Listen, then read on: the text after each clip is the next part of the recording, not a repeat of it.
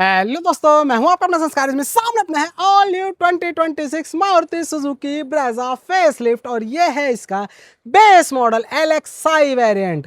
कोई भी पर्सन अगर लेने जाता है इस समय नई वाली ब्रेजा को तो यही वेरिएंट ले पाएगा और सबका फेवरेट वाइट कलर वही अपने सामने है। सामने से देखोगे आपको ज़्यादा डिफरेंसेस नहीं देखने को मिलेंगे, लेकिन जैसे आप यहाँ से नीचे आते हो तब आपको फ़र्क दिखने शुरू होंगे। आपको सबसे पहले ये जो ट्रायंगुलर सी ये हाउसिंग दे रखी है फॉग लैम्प की, और अंदर ये सर्कुलर प्रोजेक्टर की जो जगह दे रखी है वो आपको याद दिलाएगी किसकी, विक्टोरिस की। बिल्कुल पार्ट शेयरिंग करती है मारुति, यहाँ पर भी होगा। विक्टोरिस वाले पार्ट ही यहाँ पर देखने को मिलेंगे। प्रोजेक्टर वाला अब आपको LED में जो फॉग लैम्प है वो आप एसेसरी से लगवा सकते हो, लगभग 6,500 के आसपास है उसकी प्राइसिंग, वो आप लगवा सकते हो। उसकी जगह दी हुई यहाँ पर वेंट्स दिए हैं थोड़ा सा स्पोर्टी फील के लिए भी, साथ में एयर वेंट है भाई, हवा पास होती रहे। और ये जो आपको डिज़ाइन दिख रहा है आगे, ये पूरा सिल्वर पट्टा बम्पर में, ये भाई आपको फ्रंट में भी दिखेगा, साइड में भी दिखेगा, बेस मॉडल में भी दिखेगा, टॉप मॉडल में भी दिखेगा। मतलब ये थीम डिज़ाइन अब इस समय नई ब्रेजा का है। उसके अलावा नीचे आपको कोई भी स्किड प्लेट या यहाँ पर पेंटेड पोर्शन नहीं मिलता। ओवरऑल वही पहले की तरह चौड़ाई है, कितनी 1790 mm की, और वही सब कुछ लुक मोस्टली वही है ना, बस बीच में। वैसे ऊपर का वेरिएंट आप देखोगे तब आपको ये यहाँ पर जो ग्रिल है वो थोड़े से डार्क क्रोम की दिखने शुरू होगी, लेकिन इसमें बेस मॉडल में अभी भी वही सेम कुछ, सब कुछ सेम आपको दिख रहा है। ठीक है, वैसे ये जो इतना पोर्शन है ना, ये देख के शुरुआत में लगा भाई एडास आने वाला है, कुछ होने वाला है, लेकिन नहीं भाई, खाली है ये मे भी हो सकता है फर्दर फ्यूचर में आए इसी जगह पर लगा हुआ, या फिर ये हो सकता है जो एक्सपोर्ट हो रही है उसमें जाए एडास के साथ। लेकिन फिलहाल आ जाते हैं साइड प्रोफाइल पर। साइड प्रोफाइल पर आते ही आपको वही चीज़, 4 मीटर वाली कॉम्पैक्ट एसयूवी, जिस जिस सेगमेंट की ये किंग है उसी सेगमेंट में अब भी फॉल कर रही है। 3995 mm 3995 mm की इसकी पूरी लेंथ है। व्हील बेस अभी भी आपको वही स्पेस देता हुआ मिलेगा, कितना मोटा मोटा 2500 mm का 2500 mm, और साथ में अगर ग्राउंड क्लियरेंस देखोगे तो आज भी वैसे ही पहले की तरह कभी नीचे नहीं लगती गाड़ी। 200 mm वाला सेगमेंट है, मतलब मोटा मोटा 198 mm प्रिसाइजली आपको मिल जाता है। बाकी जैसा मैंने कहा था आगे की तरह ही साइड में भी ये आपको डिज़ाइन मिल जा रहा है। एक्स्ट्रा रब स्ट्रिप यही मिल रही है, अब ये स्टैंडर्ड है, कुछ भी आपको ऊपर से एसेसरी में नहीं लगवाना है। यहाँ पर मिरर आ गए अपने इलेक्ट्रिकली एडजस्टेबल है, केवल फोल्डिंग हाथ से ही करनी है आपको इस तरह से। बाकी बॉडी कलर्ड है, इंडिकेटर है साथ में ओके रिपोर्ट है ना। बी पिलर अपने ब्लैक आउट है, ए पिलर वही बॉडी कलर्ड ही आपको मिल रहा है, साथ में सी पिलर भी अपना ब्लैक आउट। फ्लोटिंग रूफ देखो इस तरह से, और यहाँ पर हवा में ही तैरती हुई रूफ डिज़ाइन आपको मिल रहा है। बॉडी कलर डोर हैंडल है, और ये है पूरी पूरी साइड प्रोफाइल। अब आ जाओ जरा रियर की तरफ। रियर से आप देखोगे तो ये आपको देखने को मिलेगा कुछ भी ना डिफॉगर है इसमें, ना ही वाइपर है। वैसे अब उम्मीद लगाई जा रही थी कि एरिना की गाड़ियों में भी स्टैंडर्ड वही नेक्सा वाला हो रहा है, नीचे के वेरिएंट से जो फीचर स्टार्ट हो रहे हैं वही वाले, जैसे हम स्विफ्ट में देख चुके हैं, हम डिज़ायर में देख चुके हैं, वही चीज़ें देख रहे हैं ना। लेकिन यहाँ पर वो नहीं हुआ। उम्मीद की जा रही थी डिफॉगर आएगा, लेकिन डिफॉगर नहीं है, ना ही कोई वाइपर है, प्लेन बिल्कुल ग्लास है। ऊपर अपना हाई माउंट स्टॉप लैंप है छोटे से स्पॉइलर के अंदर, और साथ में शार्फिन एंटीना ज़रूर मिल जाता है। वही वाली लैंप असेंबली, इवन पूरा का पूरा लुक वही है ना। वही टेल लैंप है, वही इंडिकेटर है, वही रिवर्स लैंप है, बस डिफरेंस है यहाँ पर स्मार्ट हाइब्रिड का। ये आपका स्मार्ट हाइब्रिड टैग अब इसमें साथ में ही मिल रही है। बिल्कुल भाई माइलेज बढ़ेगा, सिर्फ स्मार्ट हाइब्रिड की वजह नहीं, एक और वजह है, वो आपको अंदर जाके दिखाऊंगा जिसकी वजह से माइलेज और बढ़ेगा। माइलेज ही तो है यार, है ना। साथ में 1 2 3 4 पॉइंट है, रिवर्स पार्किंग सेंसर, और पूरा पूरा लुक है। ये कोई कैमरा वगैरह इसमें आपको नहीं मिलता। चलो भाई, बाहर से ऑलमोस्ट कंप्लीट कर रहे हैं। इस जगह आपको मिल जाता है फ्यूल फिलर कैप। आप CNG लोगे तो भी आप यहाँ से डलवाओगे, पेट्रोल डलवाना है तो वो भी यहीं से डलेगा। पेट्रोल की कैपेसिटी आपको मिल जाती है लगभग कितनी, मोटा मोटा यार 48 लीटर की, 48 लीटर। दोबारा बता रहा हूँ, ये है अपने आगे नई वाली Brezza 2026 face lift LXi variant base model. सामने से कुछ ये लुक है। अब आते हैं अंदर की बात पे कि अंदर आपको क्या क्या चीज़ें मिल रही हैं। जैसे आप डोर खोलते हो तो आपको लैंप का रिमाइंडर, हाँ हो गया बंद। और ये देखो मारुति के साथ यही चाबी जुड़ी हुई है, बिल्कुल भाई सेंटर लॉकिंग है, बिग बिग आवाज़ भी है, ठीक है पहले की तरह, और सब कुछ की जो है सेम ही है। चलो इसको किया ओपन, और यहाँ पर आपको कोई भी सॉफ्ट टच नहीं है। VXi से आपको सॉफ्ट टच देखने को मिलेगा। जो अपना ब्राउन कलर है, ये देखो, ये ब्राउन दिख रहा है ना, ब्लैक के साथ ब्राउन वाला इंटीरियर है, बट उसमें डोर ट्रिम में भी आपको soft touch black and brown का कॉम्बिनेशन, यहाँ पर प्रॉपर प्योर ब्लैक ही है। ठीक, बाकी टेक्सचर है हल्का हल्का सा, यहाँ पर है ना पैटर्न सा दिया हुआ है। चारों के चारों पावर विंडो है, auto up auto down driver side है, सेंट्रल लॉक, एडजस्टमेंट मिरर का, नीचे बॉटल होल्डर है, मैप पॉकेट है। स्पीकर ग्रिल दी हुई है बट स्पीकर नहीं है, आप लगवा सकते हो। आ जाओ सीट पे। सीट पे आपको कॉम्बिनेशन ज़रूर मिल रहा है, जो ऊपर के वेरिएंट है उनमें इसी टाइप का ऐसे ही मैश ब्लैक एंड जो ब्राउन कलर है वही आपको डोर ट्रिम में मिलता है, इसमें नहीं है। बाकी सीट पहले की तरह ही है, वही कंफर्टेबल, कोई हाइट एडजस्टमेंट इसमें नहीं है। सीट में 2 airbag, side curtain 2 airbag, frontal impact से बचाने के लिए 2 एयरबैग। चलो अब आ जाते हैं अंदर की तरफ, अंदर क्या क्या मिल रहा है और जिसका इंतजार है वो अंदर ही है, जिससे माइलेज बढ़ेगा। आ जाओ अंदर। चलो जी करते हैं डोर बंद और क्लच दबा के कर देते स्टार्ट। आवाज़ सुनना, वैसे अभी शीशा खुले हुए ना, शीशा बंद करता हूँ पहले तब आवाज़ सुनना। या चलो पहले शीशा खोल के सुनाता हूँ। इसको किया बंद, इसको किया बंद, बहुत ही सी करके आवाज़ आई, बिल्कुल पता नहीं लगा। और अभी अगर मैं इसे बंद कर दूँ, देखो शीशों को बंद करके मैं फिर से स्टार्ट करके देखूँ, अंदर तो बिल्कुल भी आवाज़ नहीं आती। इस मामले में तो बहुत रिफाइंड हो गया। देखो मैंने कर लिया बंद इंजन, अब फिर से चलाऊँगा 1 2। देखो भाई आधे सेकंड की हल्की सी बस वाइब्रेशन आपको पता लगेगी यहाँ पर कि हाँ इंजन स्टार्ट हो गया है। बाकी मैनुअल एसी है, उसे ऑन कर लेते हैं जल्दी से। वही पहले वाली यूनिट आपको मिल रही है, इंटीरियर तो बिल्कुल वही आपको देखने को मिल रहा है, कोई डिफरेंस आपको नहीं समझ में आ रहा है ना। बस आपको क्या चीज़ दिख रही है यहाँ पर, ये ब्लैक के साथ ये डार्क ब्राउन का, ब्राउन है नहीं भाई, पूरा का पूरा ब्लैक ही है यार, ऑलमोस्ट। बहुत बहुत हल्का सा टोन में फ़र्क है इसमें और इसमें, बहुत हल्का सा, वही आपको डिफरेंस दिखा रहा है और कुछ नहीं है। ये भाई समझ ही नहीं आ रहा, बहुत ही हल्का हल्का फ़र्क है। चलो सबसे पहली चीज़, पूरे नज़ारे आपने देख लिए, अब ज़्यादा चीज़ें इसमें बताने को है नहीं। यहाँ पर टिकट होल्डर, यहाँ पर कुछ भी नहीं, यहाँ पर कुछ भी नहीं, आप लगवा सकते हो चाहे शोरूम से ही, नाकामिची के ब्रांड के आते हैं एंड्रॉयड वाले, वो लगवा सकते हो, नहीं तो बाहर से लगा, वैसे शोरूम से लगवा लेना क्योंकि ज़्यादा महंगा नहीं है मारुति में यार, लगभग 11-12 हज़ार रुपये का यूनिट आ जाती है। और क्या चाहिए, बाहर आपका 2-3 हज़ार बच जाएंगे, लेकिन इतने रेट में ब्रांड से लगा लो वो सही है। ठीक है, कैमरा भी उसी के साथ, यूनिट के साथ ही आता है, स्पीकर भी उसी यूनिट के साथ ही मिल जाते हैं आपको। मोस्टली चीज़ आपकी शोरूम में रेडी हो जाएंगी।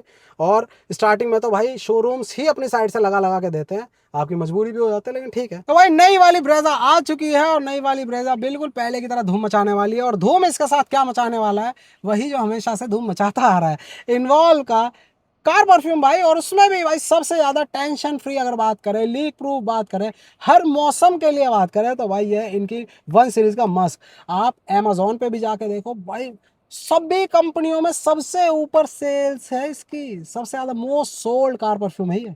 क्यों है, तो भाई एक रीज़न से है। इसकी जो फ्रेग्रेंस है ना वो भाई नेक्स्ट लेवल है, सबको पसंद आने वाली, चाहे बच्चे हों चाहे बड़े हों, कोई भी हो। अंदर 3M टेप आता है, आप चाहे इसे लगा के ऐसे करके फ्लॉन्ट कर सकते हो, जिससे लोगों को भी पता लगेगा कि भाई हाँ आप इन्वॉल्व 1 मस्क यूज़ कर रहे हो। नहीं तो आप यहाँ पर, इसका डिज़ाइन ऐसा है, आप यहाँ पर देखो कप होल्डर में रख सकते हो, इस तरह से सेटल हो जाएगा आपको। बस यहाँ से बस आपको इसको खोल के और यहाँ पर ये कैप लगा देनी है, दैट सेट। यहाँ से आप भाई रेगुलेट भी कर सकते हो कम ज़्यादा, और ये अपना काम करता है। कैबिन में रहेगा एक अलग ही मध्यम मध्यम सी खुशबू है भाई, वो एब्जॉर्ब कर लेगा आपका कैबिन। और जब भी कोई बैठेगा भाई पूछेगा जरूर कौन सा फ्रेग्रेंस है। रीज़न भाई ये सबसे अल्टीमेट है, इसी वजह से कोई एक बार खरीद कर रिपीट क्यों करेगा, वो इसीलिए करेगा क्योंकि भाई इस जैसी चीज़ उसे कहीं मिलेगी नहीं। हमेशा की तरह डिस्क्रिप्शन में लिंक दिया हुआ है मैंने, सेल भी चलती है भाई, एक्स्ट्रा डिस्काउंट भी चलता है। फिलहाल 10% का एक्स्ट्रा डिस्काउंट आपको बिल्कुल मिलेगा मेरा भाई का कूपन कोड लगा के, और जाके ट्राई करो, बाय करो। मोस्ट सोल्ड इन्वॉल्व 1 का मस्त कार परफ्यूम, गर्मी हो सर्दी हो बरसात हो कुछ भी हो, लीक प्रूफ है, सेट है बिल्कुल। जाके बाय करो। टिकटॉक हज़ार्ड, चलो शुक्र है टिप तो आपको दे दी गई है इसमें अपने क्रोम की। ठीक है, उसके साथ साथ AC यूनिट, ठीक है, मैनुअल, उसके नीचे 12 वोल्ट का सॉकेट है। ठीक है, 120 वाट के साथ, यहाँ पर कुछ भी नहीं है, ये फ़ोन रखने की जगह हो गई। 6 स्पीड का गियर बॉक्स है, चलो बेस मॉडल में ये मिल रहा है आपको, है ना। 6 स्पीड का गियर बॉक्स है। अब यही माइलेज बढ़ा के देगा। पहले क्या होता था, पहले इसके 1500 सीसी इंजन में आपको 5वें गियर पे 100 की स्पीड 3000 RPM पे क्रूज होती थी। आज के टाइम पे आपको कम क्रूजिंग मिलेगी। अब वो कितनी होगी वो भाई जब ड्राइव करेंगे तब आपको बताएंगे। अपना मारुति वाले नॉर्मली क्या होता है, ऐसे लगाया ऐसे किया, सट से ऐसे ही तो करते थे हम, ये रिवर्स गियर। लेकिन नहीं भाई, अब ऐसे करोगे छठे में चले जाओगे, आदत डाल लो छठे गियर की। अब बस ऐसे पुल करना है और ऐसे लगाना है ना, पीछे अपना जो रिवर्स है वो चालू हो जाएगा। देखो ये, ठीक है, ये अपना इस तरह से चालू हो जाए। और अभी बताता हूँ चीज़ें। यहाँ तो हो गए स्टेयरिंग व्हील बिल्कुल सिंपल है, फ्लैट बॉटम है। हॉर्न 2 टोन में PP वाले दिए हुए हैं। एडजस्टमेंट बस टिल्ट है, टेलीस्कोपिक नहीं है।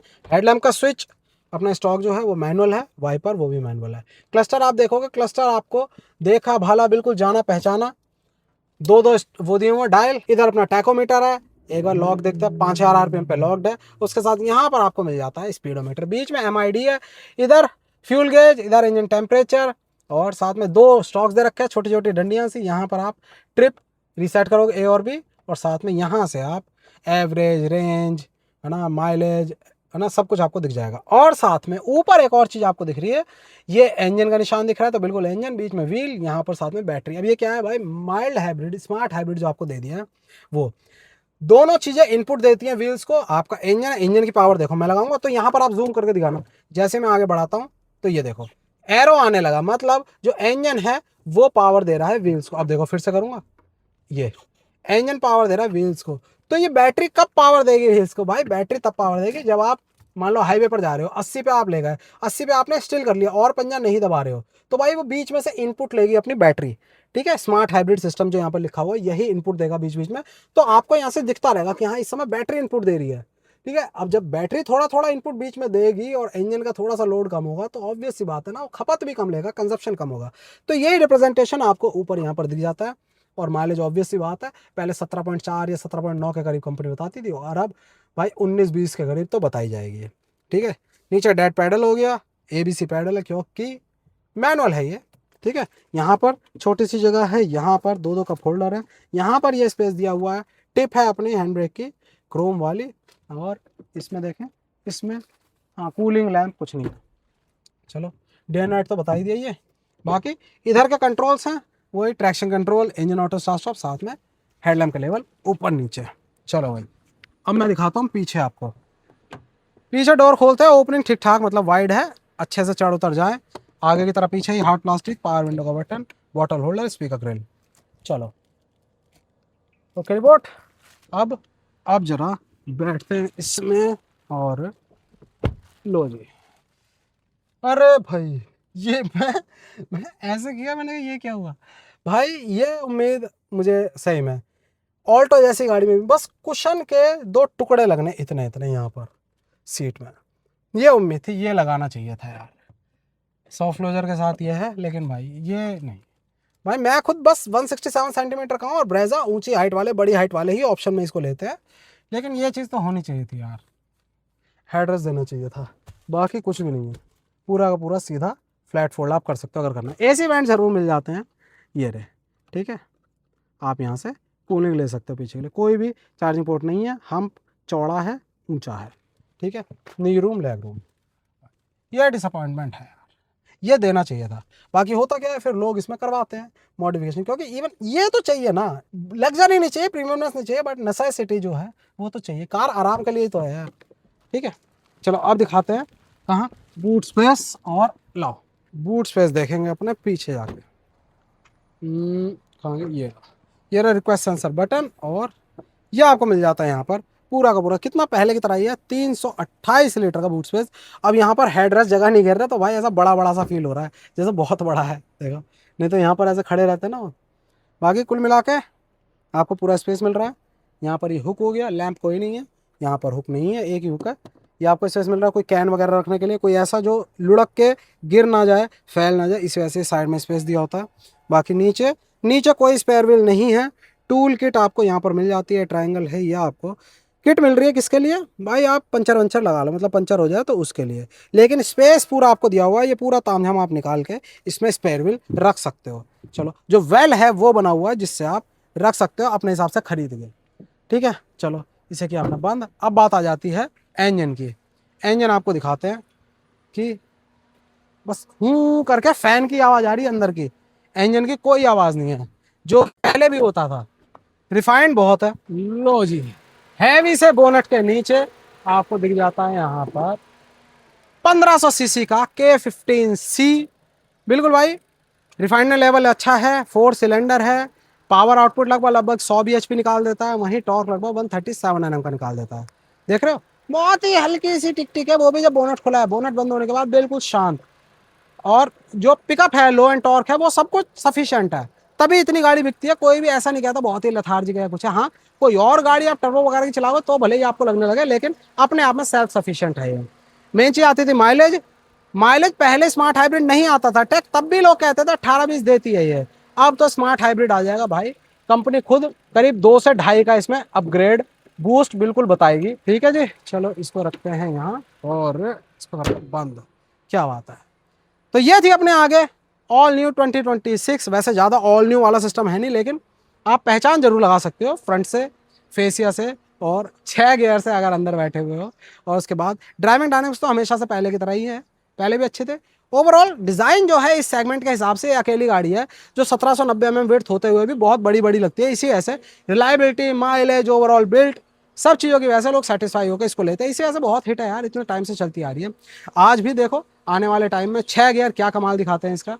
मुझे तो उम्मीद है, बिल्कुल मारुति का प्रोडक्ट है तो कोई इशू वाली बात नहीं है। बस पीछे जो हेडरेस्ट है वो एडेड होने चाहिए थे। बाकी गाड़ी आपको कैसे लगी, नई वाली ब्रेजा 2026 फेस लिफ्ट LXi गाड़ी? चलो वीडियो चलाओ तो प्लीज़ लाइक करना, वीडियो को शेयर करना, दोस्त का सब्सक्राइब करना संस्कार चैनल को। जय हिंद।